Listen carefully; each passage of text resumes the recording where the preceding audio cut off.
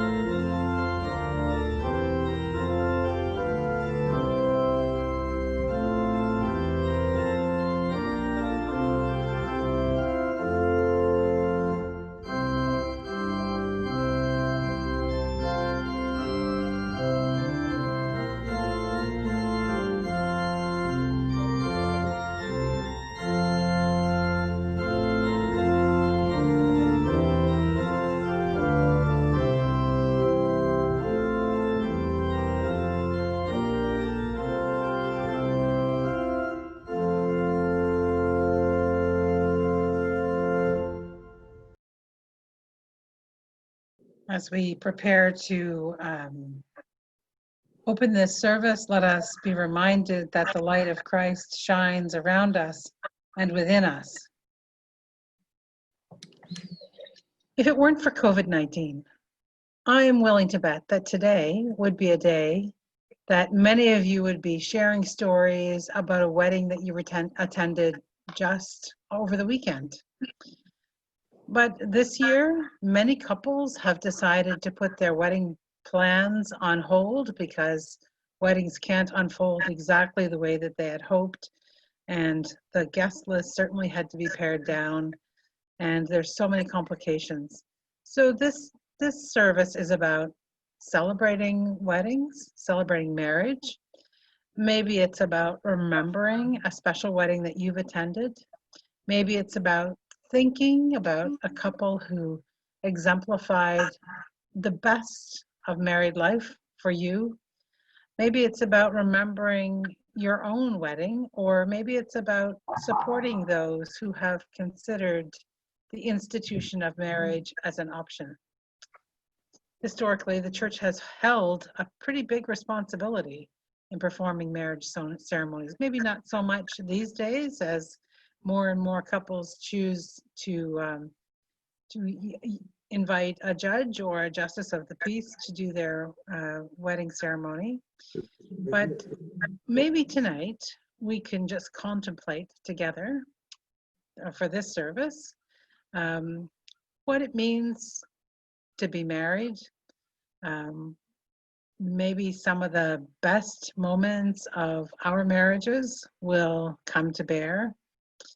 Maybe as we hear promises, we might think about making those promises ourselves, or hearing somebody make those promises and wondering if they would ever be able to live into them. So let's take a little time to be present, but let's also remember. And we often start with a call to worship or opening sentences. Today I'm going to start with a poem.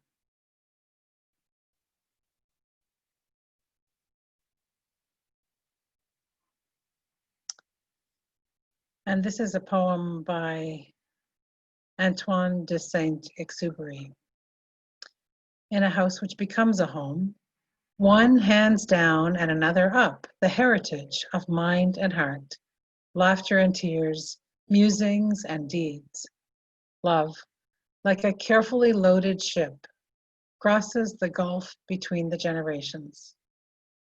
Therefore, We do not neglect the ceremonies of our passage.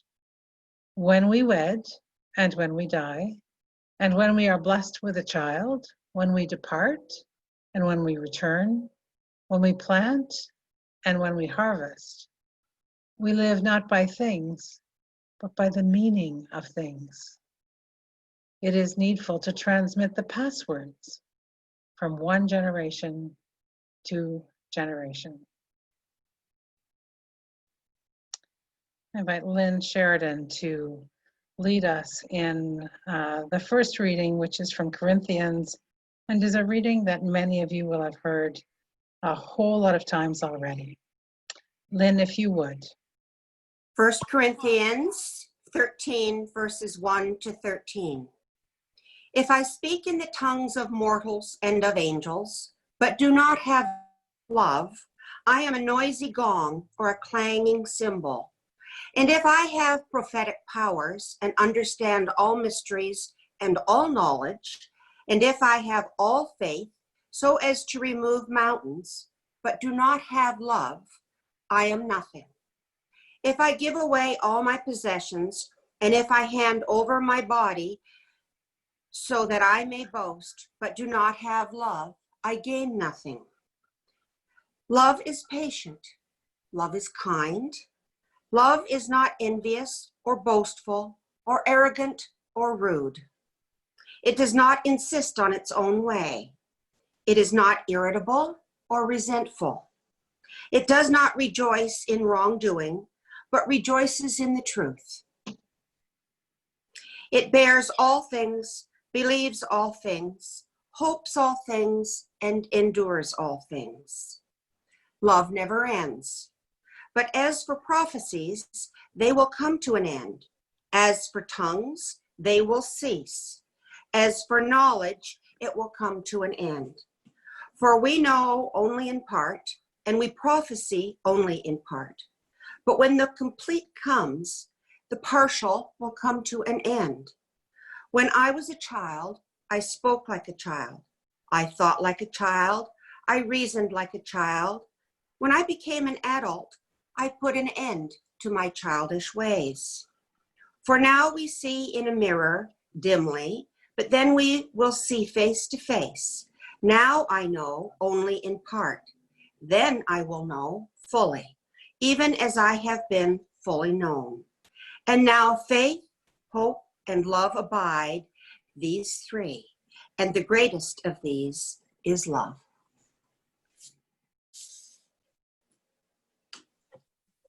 I'm going to invite the other Lynn Lockhart, to read this passage called The Art of a Good Marriage. The art of a good marriage. A good marriage must be created. In marriage, the little things are the big things. It is never being too old to hold hands. It is remembering to say, I love you, at least once a day. It is never going to sleep angry. It is having a mutual sense of values and common objectives. It is standing together and facing the world. It is forming a circle that gathers in the whole family. It is speaking words of appreciation and demonstrating gratitude in thoughtful ways. It is having the capacity to forgive and forget. It is giving each other an atmosphere in which each can grow. It is a common search for the good and the beautiful. It is not only marrying the right person, it is being the right partner.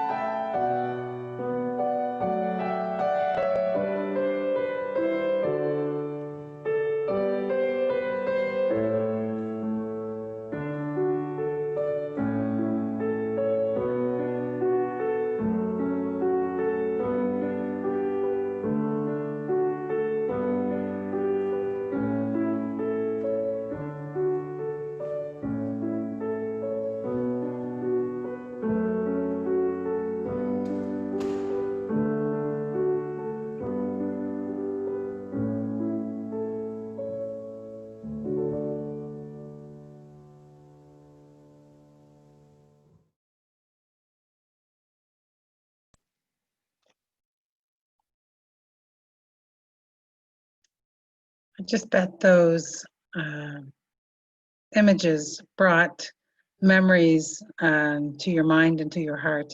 Probably you knew many of those couples. Maybe some of you were even at their weddings, and now you're reminded about the enduring features of their love. At the beginning of a service, I always ask if the couple is ready. Maybe there'll be some words such as this. Now we've come to that part of the ceremony where each member of the couple voices their affection for each other and where they call into being the devotion needed to sustain their marriage in the years ahead.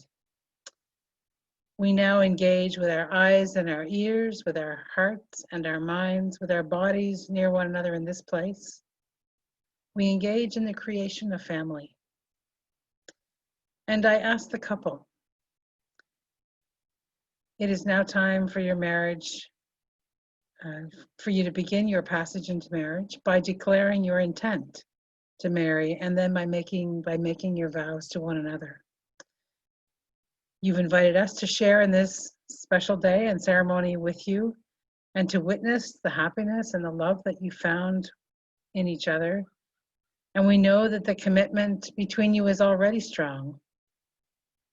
But are you ready to pledge to be together in marriage? You know, the couple always answers, we are, or I do, depending on how the question is framed. But I'm left wondering if anybody's ever really ready for what marriage brings. Maybe you wonder that too. Jane Turner Jones is going to offer a piece of music that gives us a hint of what makes us ready.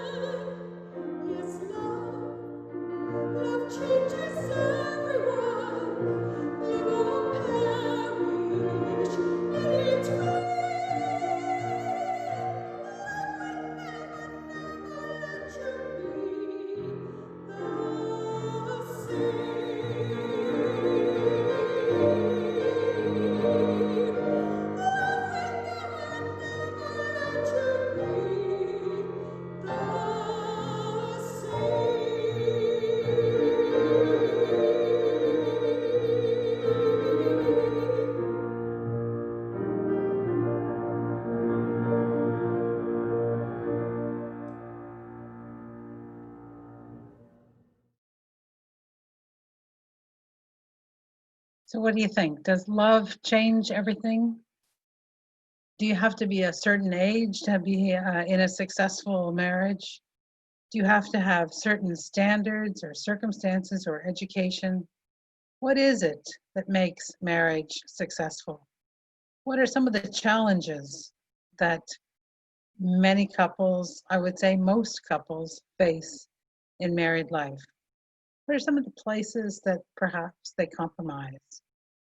I'm not sure if I could answer all of those questions about my marriage, or that you'd want to know all of those things about my marriage, but I'm pretty sure that the folks who have agreed to join me in conversation about marriage will have some insights, some reflections, some ponderings that might be of value.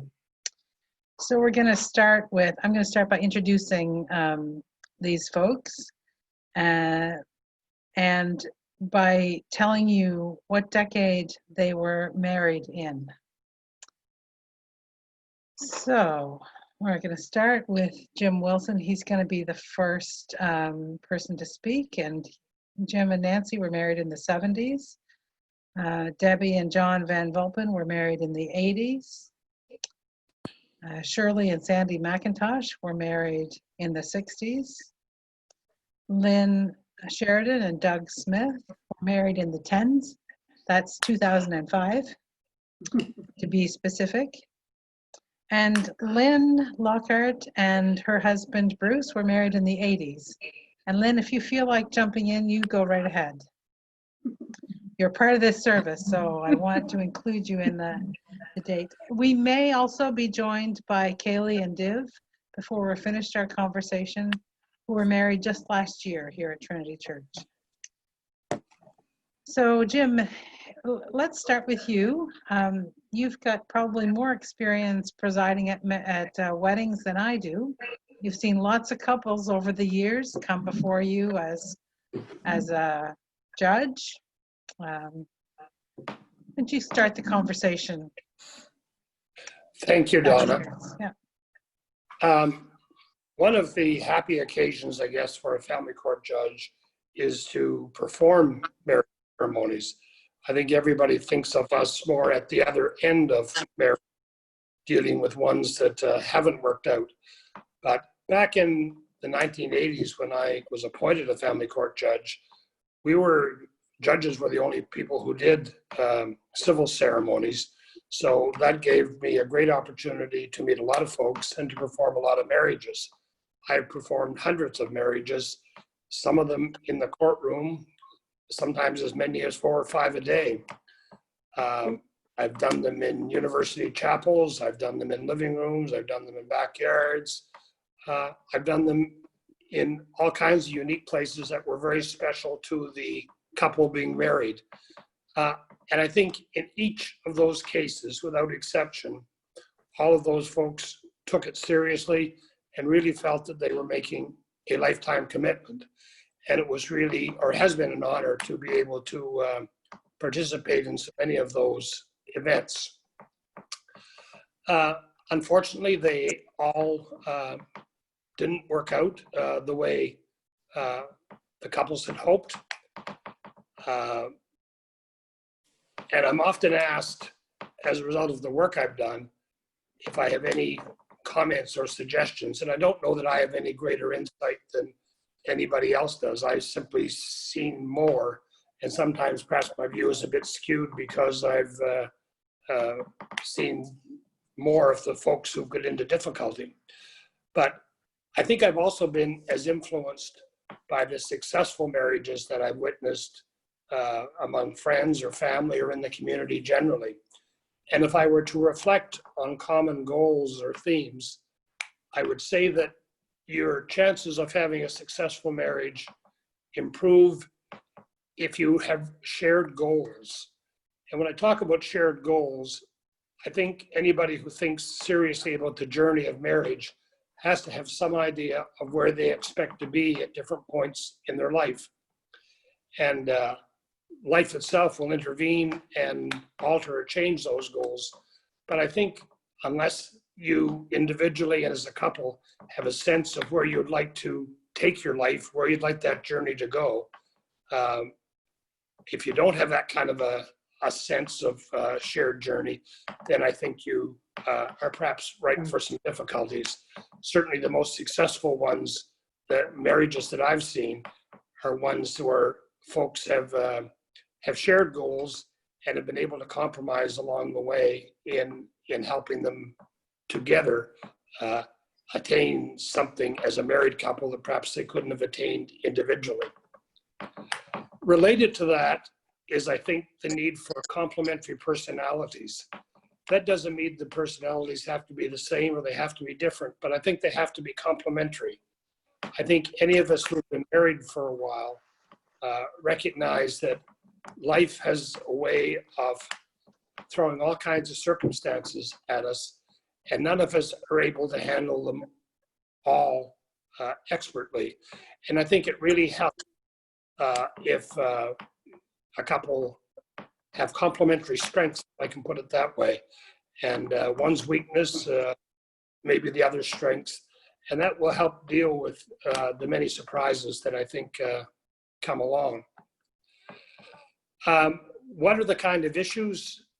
One of the big issues is clearly family.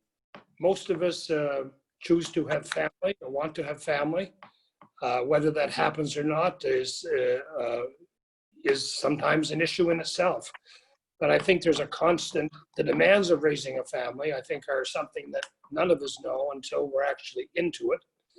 And but I think that's one of the things that you really have to share, is that ability to share that goal of wanting family and the ability to compromise or put your own interests secondary to those of your family. And that, I think, probably goes on forever. I don't know. I'm married almost 50 years, and I think still days when you have to put the family's interest ahead of your own. So I think that's a very common theme. I think there are issues arise as we work our way through life with respect to employment, with respect to family work balancing. Too much or too little is often an issue, and I think we have to learn how to deal with that. The other kinds of issues that frequently come up are health issues, certainly physical health issues. More frequently these days, I believe, are mental health issues and addiction issues. None of us really see these coming until they're upon us. And I think we have to be prepared for them and be prepared to deal with them. And finally, when I look back at what I've seen as successful marriages, and perhaps ones that didn't succeed, was the willingness of the couple to take what I would refer to as a long view. There's all kinds of little hiccups along the way, and I've seen so many people get derailed in their marriage because they couldn't get over something that was really quite transitory in terms of the overall scheme of life. So I think the ability to share long-term goals and to take a long-term view of marriage are extremely important to a successful marriage. That's it. All right. Well, that's a lot. You've given us lots of places to move from in that conversation. I wonder if somebody might like to share their idea about shared goals or complementary personalities. There's probably a story between all of you that comes to mind about complementary personalities or shared goals as a place to start. Yeah, you have to unmute, Shirley. Unmute.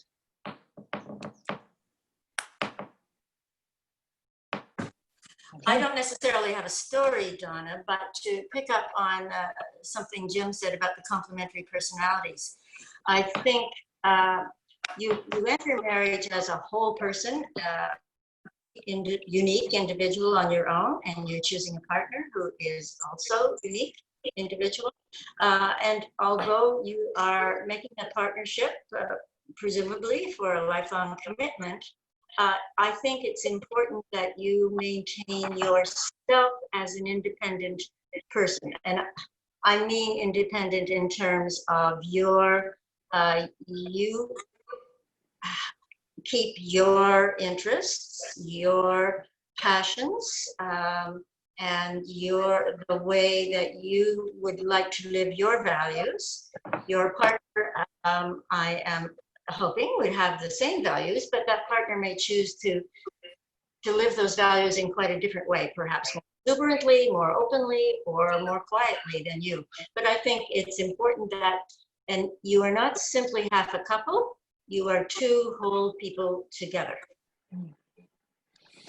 And in the long term, in the course of life, being your own person and keeping your identity will obviously help you if you find yourself in a situation where you're alone again. You don't want to completely lose yourself to another person, and I think that's something that I hear you saying, Shirley. Debbie Van Vulpen, I have a sense that you might be able to share something about complementary personalities. I do have a story, but my husband and I chatted about maybe another story that might be a little more conducive to service. He brought in a little note to me and said, "This is what you should tell them about." So I agree. When Jim was talking about transitory events, quite transitory events, one could be as simple as the argument over wiping up the breadcrumbs off the counter. And I think if anybody who is married or living with a significant other can attest to different ways that we all live. And as an example of what we came up with, and it took us, well, I suppose I would say 6 months to a year into our marriage, we developed a strategy called the beef sessions. And the strategy was maybe every week, I can't even recall how often. Sometimes it was more often than other months, but sometimes it would be a weekly beef session. And it would usually be on the weekends with a glass of wine included.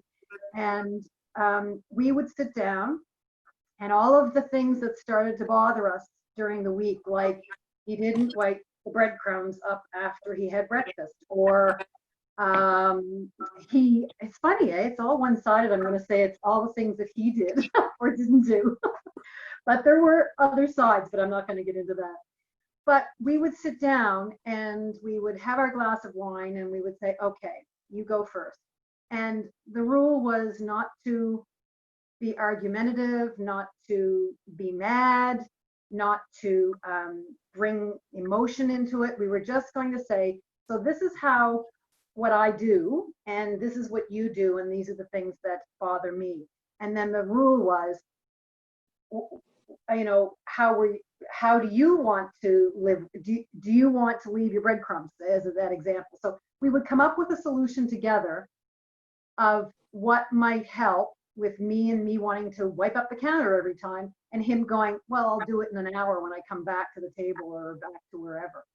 So we had to come up with a strategy of how to complement each other's personalities. We're very different people. And this beef session was for us an incredible way to work out the silly little things that all of a sudden, if you're in a massive argument, you start to wonder whatever started the argument, and it goes from a little thing and then it kept getting bigger to another thing to another thing. But you'd realize, gee, it was the breadcrumbs that started this huge blowout argument. So we tried to eliminate that by chatting and calmly discussing and coming up with strategies together.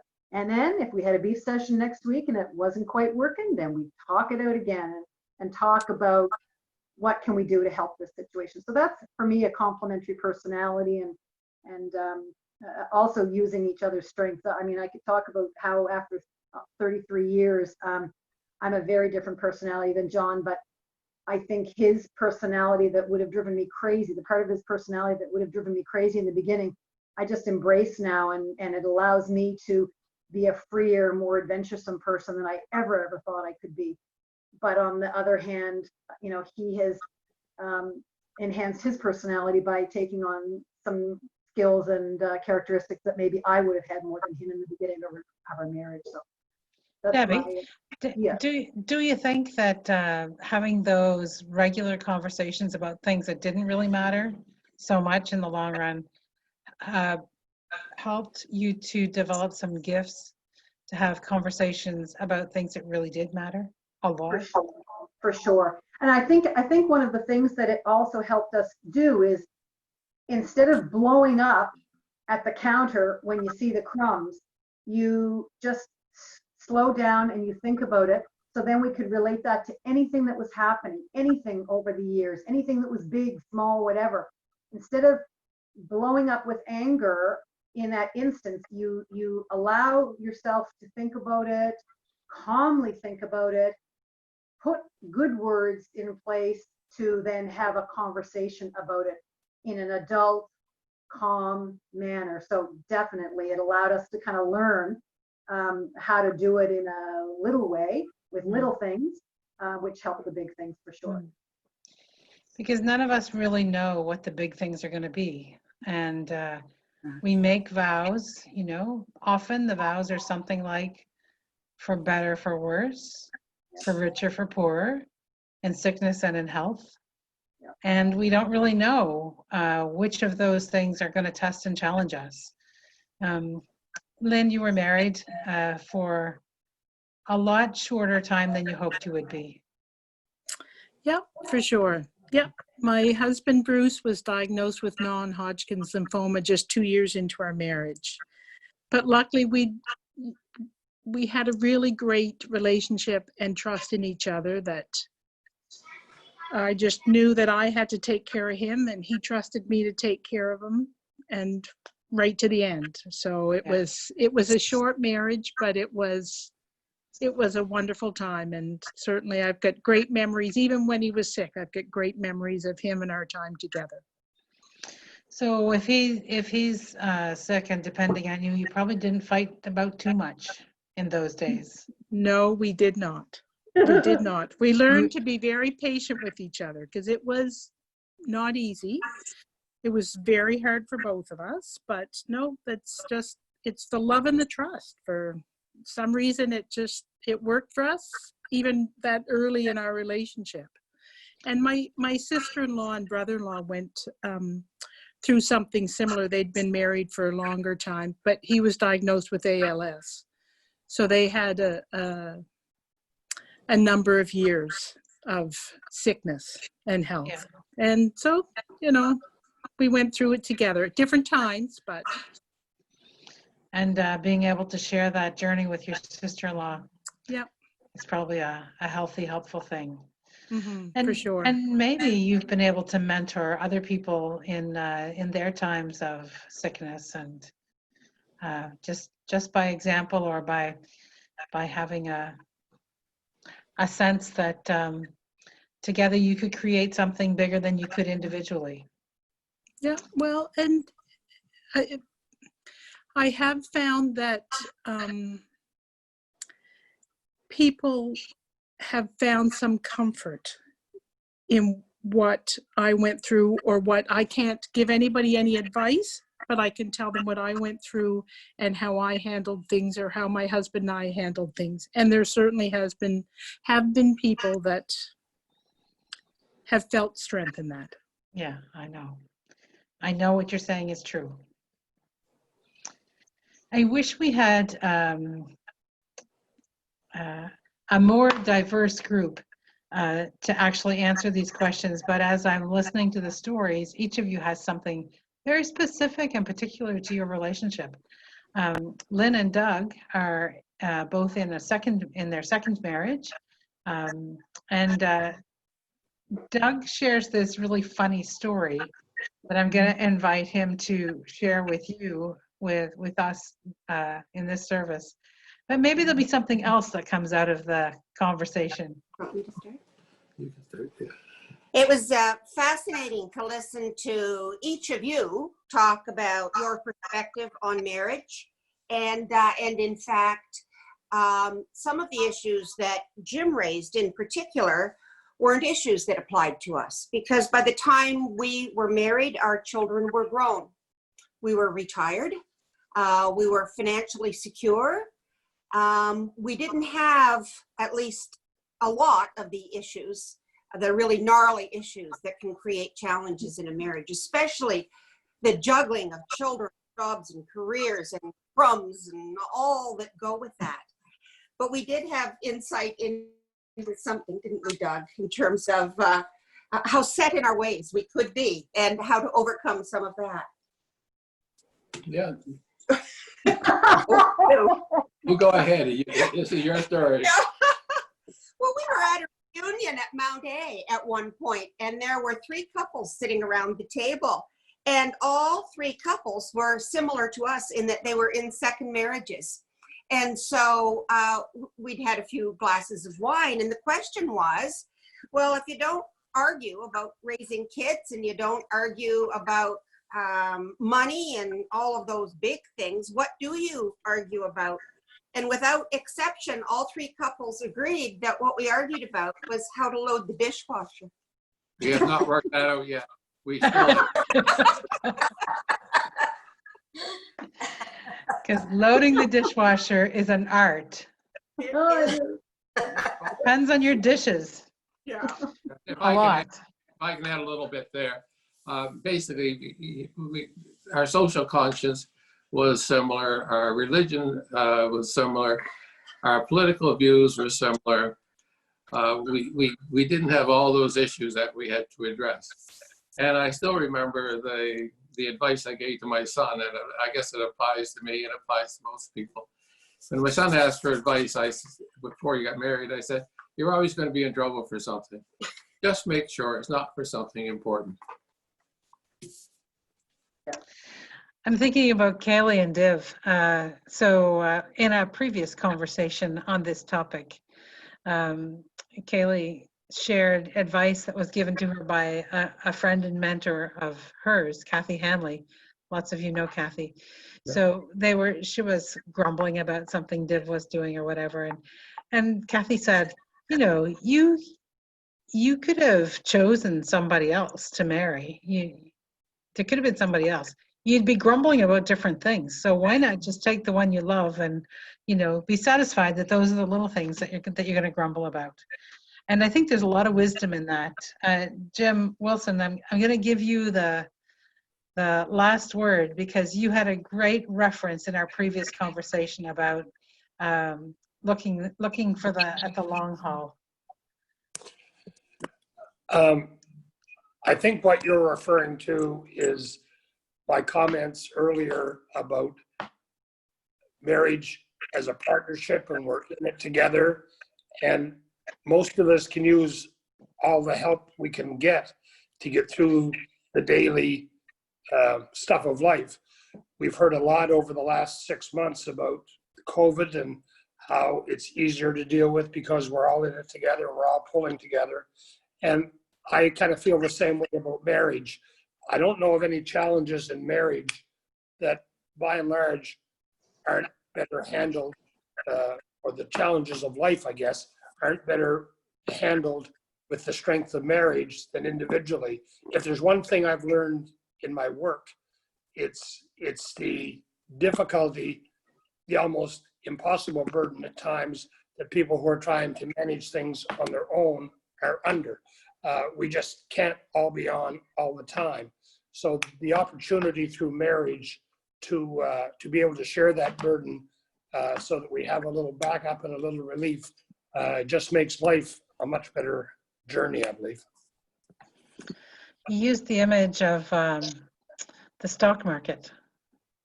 Yeah, I guess I was talking about investments. And if you buy a good stock, it just sort of takes care of itself. There'll be ups and downs, but over time, it will get stronger and better. And marriage is a bit the same way. all of us face little challenges, and that's kind of what I referred to earlier in terms of taking the long view. So many people get tripped up on the little things that will invariably happen in a marriage, but it's when you can take the long view that I think will get us to where we want to go. Part of my responsibility is also in a marriage ceremony. I'm going to end with this idea. Is I take the opportunity to invite the family and friends, the people that have made the cut for the guest list, the people who are very important for one reason or another to the couple, and invite them to take a vow to be supportive. You know, to bring a casserole if it's a time of illness, to invite the couple over for dinner to share celebrations with, to be able to help out, you know, occasionally with mundane things that are a part of life, looking after the pet so the couple can get away for a weekend, those kinds of things, because I think those kinds of supports remind us that marriage is an institution between a couple, but families, the family that we're creating, whether it's a family of 2 or whether it's a family of 10, are part of a larger collection of our people.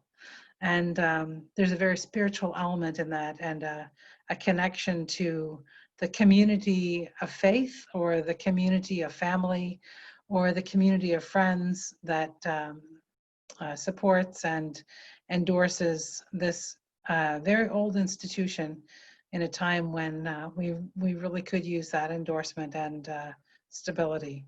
So thank you all for your insight, for your sharing, for your vulnerability, and for your honesty in this conversation. I think we'll take a moment to come together in prayer. God of all, we gather this day thinking about those who've made a commitment to live together and love each other for the long haul. We think about couples who we probably thought weren't ready and yet have made it. We think about couples who seemed to have everything going for them, and yet their marriage didn't seem to have what it took to hold together for the long haul. We think about couples who married the wrong person and realized it, and had setbacks and an opportunity to start again. We think about couples who have beat the cultural odds and come together because they love each other. Maybe they're in a mixed race, maybe they're mixed racial couples, maybe they're of different religious persuasions, maybe they're a gay or lesbian couple, maybe there are challenges that are present in their lives that many of us have not had to face.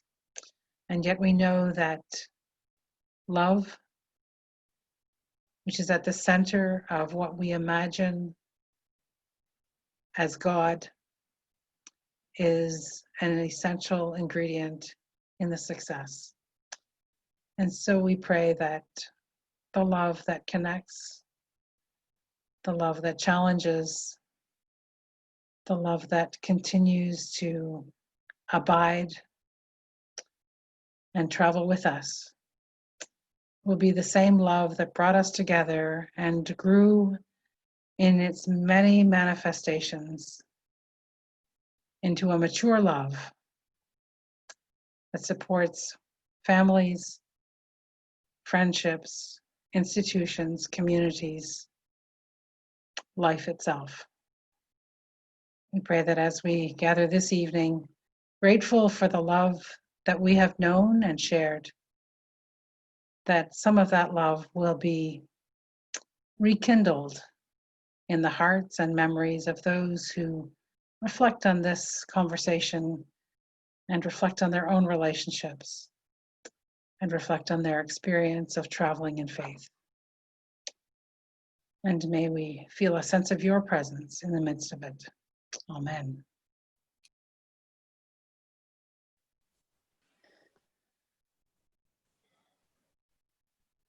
Many of us come to this point in the service knowing that we have so much to offer.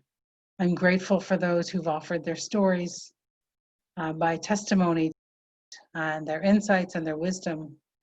And I know that there are opportunities for all of us to offer those kinds of things. There are also opportunities for us to offer support to the organizations and institutions that continue through their work to try to support family life and community life in the best ways possible. And so if you're able to give a monetary gift, here are several ways that that can happen. Always, if one of these ways doesn't work for you, be in touch with the church office. And know that your offerings matter and that they are blessed and that we feel a sense of being blessed in the giving. Amen. So now we come to the end of the service, and before we leave with the recessional music, and don't leave before the surprise, but the recessional music will bring us back to that very familiar time, and I offer you these words. May there be truth and understanding between you. May you enjoy length of days, fulfillment of hope, and peace and contentment of mind. May God bless and keep you always. Amen.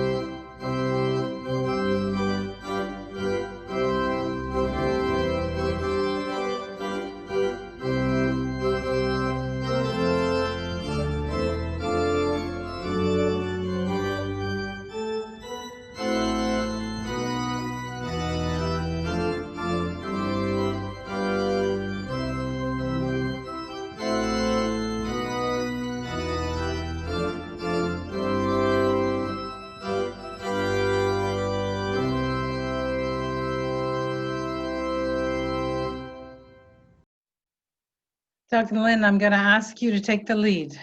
Okay, this is about my grandmother, Melora Jane Clancy, who was born in 1874. And she was born in a small country village of Beach Hill Farms, which is 10 kilometers from Liverpool. And this is a picture of her when she was young. And when she was a teenager, she went to New England to learn nursing. And she practiced nursing in New England for 10 or 12 years. And she had quite a collection of clothes. And this is one set. And we inherited a whole suitcase of her clothes. And a lot of them went to the museum in Liverpool. However, we do have her wedding dress. So when she was 36 years old, she came back and married my grandfather, John Clark McGowan, in 2010. In 1910. Excuse me, yeah, 1910. Excuse me, I'm just 100 years old. And we have the wedding dress here, and the wedding dress is full length, but it was actually 2 pieces, but it was attached together. It's silk, ivory silk, with lace insets on the collar and the sleeves, and the bodice was gathered. The skirt had 5 short horizontal pleats. You can see them down here. You can't really. Yeah. And so this is the Dress the, and the, the the hat. dress. We have the hat. The hat was linen and ivory lace, and it's over a wire frame. So she was married in 2010, 1910. 1910, and my mother came along a year later. So I just remember her. I was about 4 years old when she passed away, so I have memories of her. I wonder what she'd think about us looking at her wedding dress today on a Zoom church service. She I- probably could have never imagined such a thing. No, No. no. Never, No. never could have dreamt it. Yeah. Yeah. So, Well, we're happy that you shared that story. yes. Thank you. Thanks. So that's it for this week. I invite you to hold the time for next week, where we'll have another special service. The Blessing of the Animals is next Sunday, and it really will be a nice time to be together. Till then, be well and be safe. Bye.